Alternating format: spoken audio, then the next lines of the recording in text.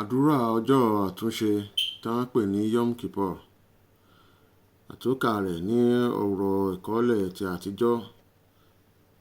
Yọjọ́ mi kí n pa òṣè èérii.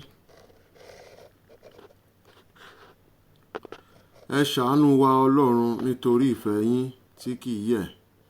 Nítorí ọ̀pọ̀ àánú yín, ẹ pa ẹ̀ṣẹ̀ wa rẹ́. Ẹ wẹ̀ wá mọ́ kúrò nínú àìdára wa, kí ẹ sì wẹ̀ wá kúrò nínú ẹ̀ṣẹ̀ wa. Nítorí àwa mọ ibi tí àwa ti ṣẹ̀, nígbà gbogbo ni ẹ̀ṣẹ̀ wa sì wà níwájú wa.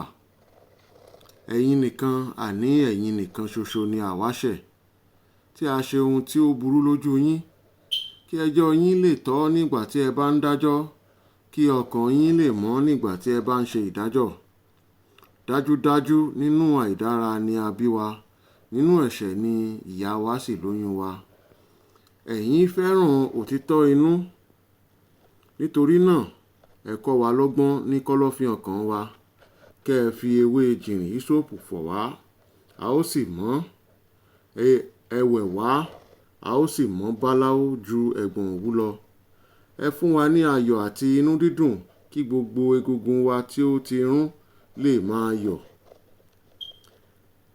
Ẹ mójú kúrò lára ẹ̀ṣẹ̀ wa, kí ẹ sì pa gbogbo àìdára wa rẹ́. Ẹ dá ọkàn mímọ́ sí inú wa Ọlọ́run, kí ẹ sì fi ẹ̀mí ọ̀tun àti ẹ̀mí ìṣòótọ́ sí wa lọ́kàn. Ẹ má ta wá nù kúrò lọ́dọ̀ yín, ẹ má sì gba ẹ̀mí mímọ́ yín lọ́wọ́ wa. Ẹ dá ayọ̀ ìgbàlà yín padà fún wa, kí ẹ sì fi ẹ̀mí àti ṣe ìfẹ́ yín gbé wa ró. Nígbà náà, a ó máa kọ́ àwọn ẹlẹ́ṣẹ̀ ní ọ̀nà yín, àwọn ẹlẹ́ṣẹ̀ yóò sì máa yí padà sí yín. Ẹ gbà wá lọ́wọ́ ẹ̀bi ìpànìyàn, Ọlọ́run olùgbàlà wa. A ó sì máa fi orin kéde iṣẹ́ rere yín. YÀЭÚ Olúwa, ẹ là wá ní ohùn. A ó sì máa ròyìn iṣẹ́ ńlá yín. Bí ó bá jẹ́ pé ẹ fẹ́ ẹbọ ni, a ò bá mú wá fún yín, ṣùgbọ́n ẹ ò tilẹ̀ fẹ́ ẹbọ sísun. Ẹbọ tí ó ṣe ìtẹ́wọ́gbà lọ́dọ̀ ẹ̀yin Olúwa ni ẹ̀mí ìròbìnújẹ́, ọkàn ìròbìnújẹ́ àti ìrònúpìwàdà ni ẹ̀yin kì yóò ṣẹ̀gàn. Ẹ jẹ́ kí ó dára fún ìṣọ́nà nínú ìdùnnú yín. Ẹ tún odi Jerúsálẹ́mù mọ́. Nígbà náà ni inú yín yóò dùn sí ẹbọ tí ó tọ́, ẹbọ sísun àti ẹbọ tí a sun lódidi.